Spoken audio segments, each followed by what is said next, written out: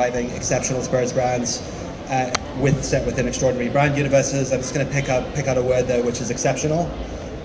Exceptional means great, but it also means difference, breaking rules. So that's, again, brand-wise, what we try to do. And extraordinary brand universes means immediately if you see a brand, it's not just the brand itself. And I think Chartreuse and Italicus with Quinton and Giuseppe, who are going to speak later, have built the same thing, where there's a brand, there's a universe around the brand, which is key for us. We've launched with 2 bitter liqueur brands. There's a universe, there's Dr. Hostetter's within that universe. Dr. Hostetter's is the original American red bitter liqueur. It was the market leader in medicinal cordials in the 19th century in the US. By the time it went dormant in 1950, it sold over 50 million bottles. So this was probably one of the biggest brands in the world, certainly in the US.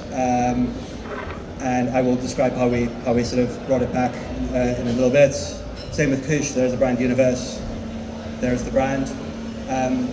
Again, this was probably a more obscure brand, but late 19th century through to World War II, British brand, brought back Exotica.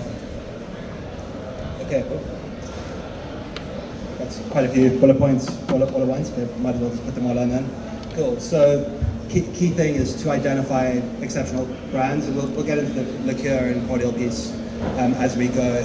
So exceptional brands means something you fall in love with. There's some magic, something esoteric that you can't quite identify, but you just know what it's going to be immediately, and therefore you concept a modern proposition. Modern proposition, in our case with Kush and Dr. Hostetter's, is liqueurs, bitter liqueurs, 2 of them, to cover off a category. The key phrase in this piece is direct lineage. So everyone talks about authenticity and how do you bring back a brand in an authentic way, and what we think the answer is direct lineage. So everything comes from the brand. So we don't say we're founder-led, we don't say we're product-led, we say we're brand-led. So brand determines everything we do. And the next piece, and this is where we're getting into sort of cordials and liqueurs trends, is there a gap in the market, and is there a market in the gap, essentially. So when we were concepting these brands, we looked at the brand landscape. Obviously there are some very dominant sort of major brands, Campari, Aperol, Cointreau, to name a few. Chartreuse is probably another one, but maybe not as big as the other 3. And we looked at where they came from. They came from largely continental Europe. So that's a point of difference already. We've got an American provenance and a British provenance brand. We looked at where they were in the premiumization cycle and where the category was actually. So, with gin and with rum and with vodka and everything else, these are all categories that are premiumized. Whereas we think this category was relatively nascent, and actually Saint Germain and Italicus again that Giuseppe launched, I think in 2016, is that right? Yeah, were sort of proved to us certainly that this concept was viable, and that the world wanted premium liqueurs, modifiers, as well as premium base spirits. Again, looking at market share, looking at what made the big brands win. So drinking strategies, Aperol Spritz, Negroni for Campari, and sort of trying to take those learnings. And then the one I missed was growth. And what does growth in the category actually look like? Well, prior to COVID, it was very barbell. And what I mean by that is the big brands were growing exponentially based on their singular drinking strategies, whereas the smaller brands were declining largely. So you have this kind of barbell effect in the category. Cool. Then we looked at consumers and customers, and those are sort of consumers of cocktails and bartenders. We're obviously, we all know, going through the second golden age of cocktails, which is interestingly not just playing out on premise, it's playing out at home as well. We'll get to that. Drinking less but better, that just means value is going up where volume is going down. So people want more premium things. So in liqueurs and modifiers, we didn't see enough of that. There was some, again, Chartreuse and Italicus being great examples of that. Saint Germain, another one. But broadly speaking, the category had not premiumized. Lower ABV, almost the same thing as less but better, but not quite, which is more sessionable drinking. Modifiers and liqueurs do allow, we think, more sessionable drinking most of the time. Negronis are pretty heavyweight, but particularly spritz style pours. And then, again, just our intuition around consumer behavior within the category. We felt that cordials and liqueurs were sort of this nascent category, and that not only was there going to be adoption on premise, but also off premise at home. So the next thing we did, sort of in our process, we do is develop a sort of brand-led liquid with category and consumer in mind. So what that means is, rather than going, here's our product and let's fit a brand around it, it's here's our brand, what product do we sort of make that is essentially the liquid manifestation of that brand. We brought back Kwasi Amara with Kush, which is the original bitter, and we built an exotic orange bitter liqueur around that. We designed it specifically for spritz style pours and champagne, but it's very versatile as well. And I get to that sort of paradox of versatility versus singular drinking strategy, and how that fits into particularly with smaller brands. And pack, again, develop a branded pack with category and consumer in mind. So this is not develop a pack that looks like everything in the category, it's actually develop a pack that doesn't look like everything in the category, and that consumers are going to want to have almost as a design piece at home as well. Cool. Drinking strategy. So Dr. Hofstadter is obviously American provenance, so the Boulevardier was something we were aiming at. And again, with trends and categories, with trends within the liqueur category, you actually have to look at trends in base spirits as well, maybe, and to decide what your drinking strategy is going to be at that point in time. So bourbon and rye and North American whiskies generally having sort of fairly long moments, which still looks like it's got legs. So was there a bit of liqueur that went with, you know, the sort of the bourbon premiumization, if you like, and was there a liqueur that was good enough to put with more premium bourbons? Again, Kush sort of tried not to put the bottles on the slide. So champagne fizz, spritz style pours were what we aimed at, but versatility is a thing as well. Cool. So this is, I've sort of aimed it a little bit at the on-trade. We definitely don't consider ourselves just on-premise, but where we are now is sort of seeding in the on-premise mostly, and starting to seed in a number of different countries. So I thought probably where I could be slightly more of use was on the on-trade and engagements. So what is your proposition? What is your ABV? What is your price points? If you are selling a more expensive cordial or liqueur modifier, how is that going to impact the sort of bar manager's perception of you? And know your points of difference. That can be provenance, that can be ABV, that can be just what your liquid does, and the drink's coverage. And then portfolio effect. So for us, that's two brands. Giuseppe maybe can talk to that a little bit as well, because it's got Savoia, it's got Italicus. So just sort of having more than maybe rocking up at a bar with a single modifier or liqueur is not as powerful as saying, you know, we can fundamentally change your cocktail menu with these two products or three products or whatever it is. Know your venue. What's your venue typology? Again, we like to pitch both our brands to as many venues as we can, but we're not going to pitch a spritz to a speakeasy. So I think understanding what you're going into and having a singular drinking strategy, but also having drinking strategies that work in different places, particularly when you are young and maybe you don't know what your sort of hero pour is going to be. Who owns the back bar? So particularly in London, where we're based, but also elsewhere, you can look at a bar as bar, you can look at a bar as media space. And I think there's a continuum of where a bar will sit on within that range, and understanding, you know, who's essentially bought the cocktail menu and where you can fit. And I think the great thing for cordials and liqueurs is there is space between the base spirits of the majors, particularly if you have a unique proposition where you can actually still sort of fit yourself into an insert menu with a view to getting on a cocktail menu, etc. And I think that is a big benefit of cordials and liqueurs, whereas if you're a rum or a gin or a vodka, I think that's much harder. how can you help the venue? And this is a key thing. And the beauty, I'm sort of repeating myself, but the beauty of cocktails and liqueurs is they can fundamentally change a cocktail menu, whereas a marginal rum, a marginal vodka, a marginal gin, a marginal whatever else probably won't be able to do that. So we think that, you know, we walk in and we say, well, we've looked at your menu, it's great, but you can have these upsells, these riffs, and these entire new cocktails. We think that's one of the ways we can help the venue. Sort of covered this, but the paradox of the singular drink strategy versus versatility as a liqueur. Aperol Spritz, Campari, Cointreau, very, very singular drinking strategies, but the reality is, you know, the Spritz movement may be coming to an end.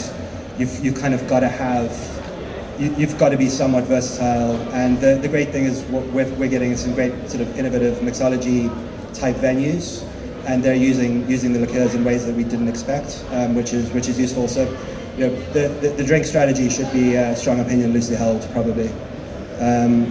Cool merchandise and what are incumbents in the space not doing, and how can you sort of differentiate yourself? And we like to call it leave mementos. The first thing is leave samples, leave full bottle samples. Don't leave 50 ml sort of. You know, it's sort of a bit part. You want them to have the full experience of the brand and the liquid, and then merch and anything else you can, just for share of mind for consumers and bartenders. So yeah, that is it. Please feel free to email me with any questions or anything else, and I'm going to pass over to Quinton.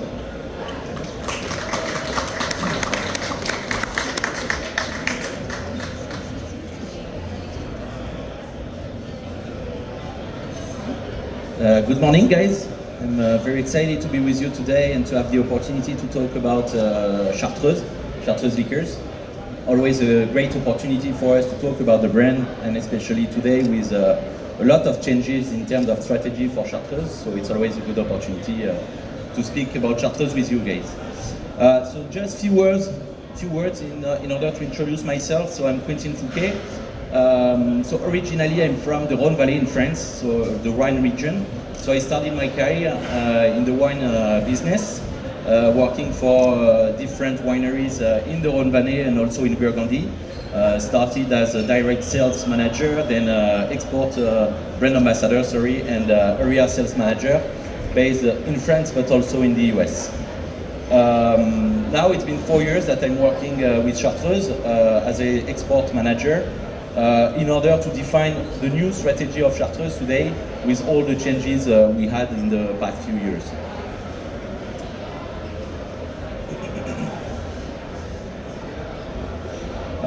So I divided this presentation in 4 different subjects. So first I will introduce the brands. So I'm sure most of you know a little bit the brands, but it's always interesting to talk about the whole history of Chartreuse, quickly of course. Then I'm going to talk about all the challenges Chartreuse had to face during his history. I will also talk about the strategy we had in the past few years, and I will finish with the question why we are focusing on the on-trade. So Chartreuse is a very old company with a very unique business model. You have to know that Chartreuse is owned by the Carthusian order, a religious order, that started in 1084, so was founded a long time ago.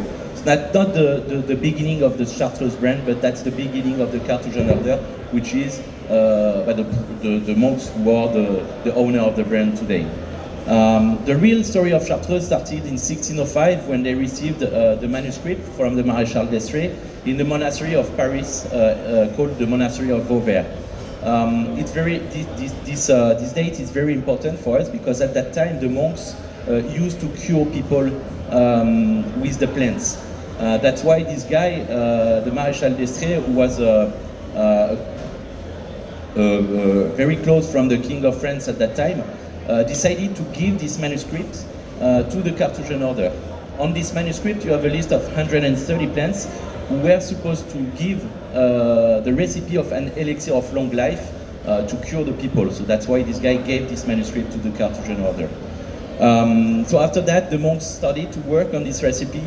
We have not the the quickest research and development department, because as you can see, we started to work on the recipe in 1605, but they found the final recipe in 1764. So more than 150 years after, which is, of course, a long time. Not affordable. I mean, it's not, for today's company, it's not the best research and development department. So the monks created this elixir of long life, mainly to cure people in the area of Chartreuse.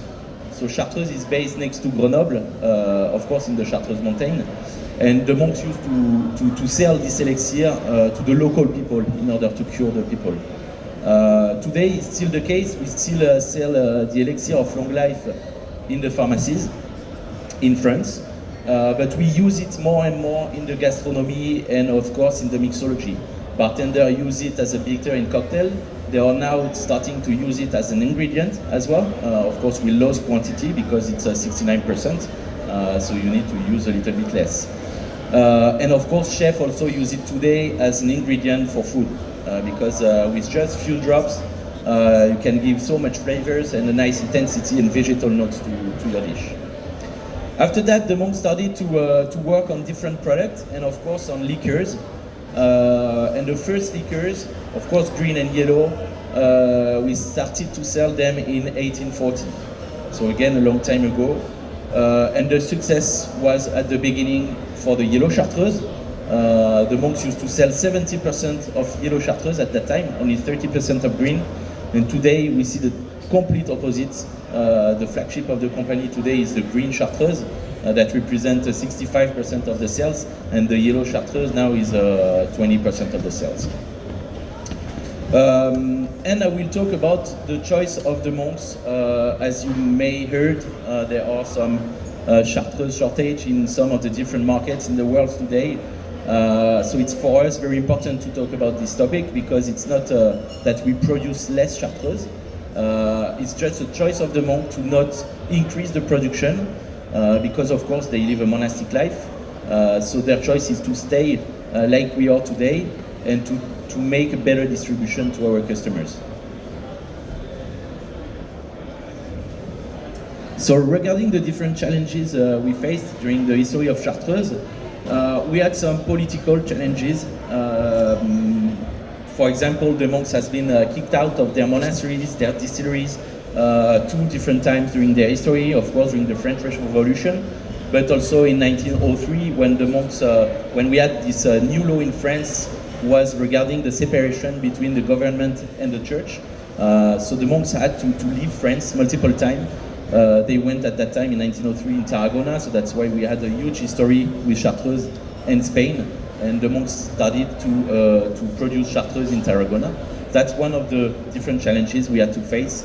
We had to face also, like probably all the different liqueurs, the declining of the demand on old style liqueurs. Chartreuse was very popular in the local region because that was a strategic choice that I will tell you later. But we saw that the people were not interested anymore in liqueur because of course it was also high ABV.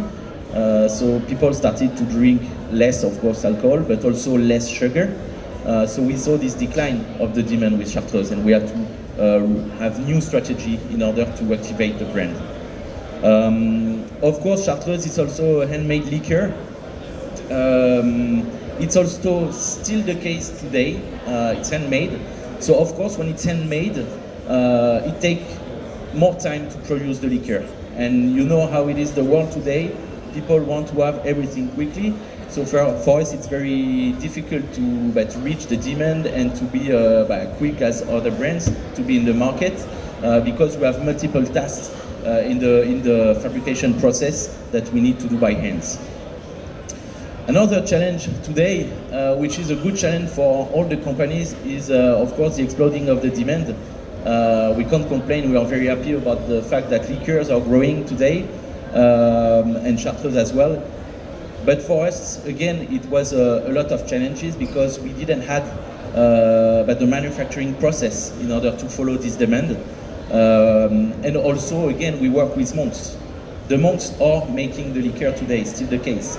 3 monks inside of the process every day to work on the liqueurs. And without the monks, we are not able to create Chartreuse and to produce Chartreuse.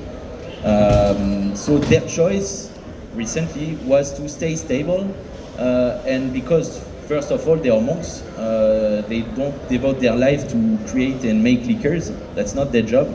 Their job is to stay in the monastery, to pray all day and live their contemplative life. So the monks didn't want it to have more monks involved in the process of making Chartreuse. So that's also why today it's very difficult for us to reach the demand with the production of Chartreuse, and we decided to stay stable in order also to protect the quality of the Chartreuse liqueurs.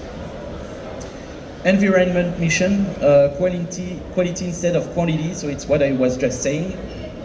We really want to protect the quality of Chartreuse liqueurs. Why people love your product? Probably because you have a nice history, a good marketing, but also because what you have inside is good. So for us, the main goal was to protect the quality of Chartreuse liqueurs.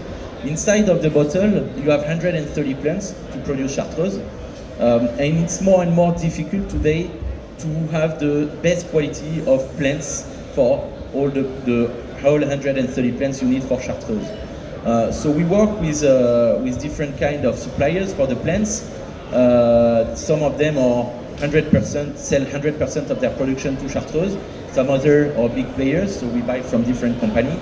But the goal for us is to really buy the best quality as possible to make the plants, because with the raw materials you make with a good quality plants you make a good liqueur. If you use plants with less quality, of course you will have less quality in the bottle at the end. So for us it was very important to protect this quality of the liquor.